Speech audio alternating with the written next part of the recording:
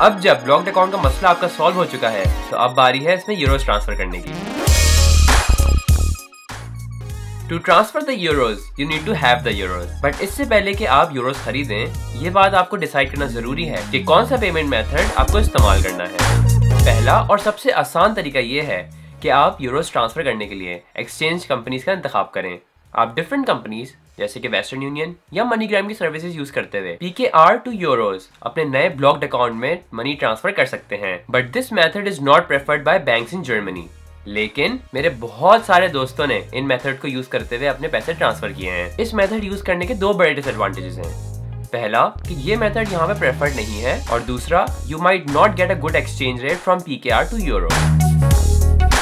दूसरा मेथड ये है कि आप एक फॉरेन करेंसी अकाउंट यूरोज में किसी भी पाकिस्तानी बैंक में खोलें, और इसकी सप्लाई चेन ये है कि आप किसी भी एक्सचेंजर से यूरोज खरीदें, उन यूरोस को अपने पाकिस्तानी यूरो अकाउंट में डालें और वो पाकिस्तानी बैंक आपके जर्मन यूरो अकाउंट में यूरोस ट्रांसफर कर देगा।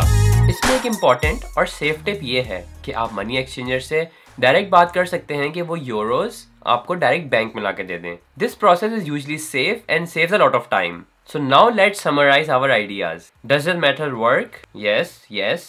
Preferred by German bank? No, yes. Cash handling? PKR?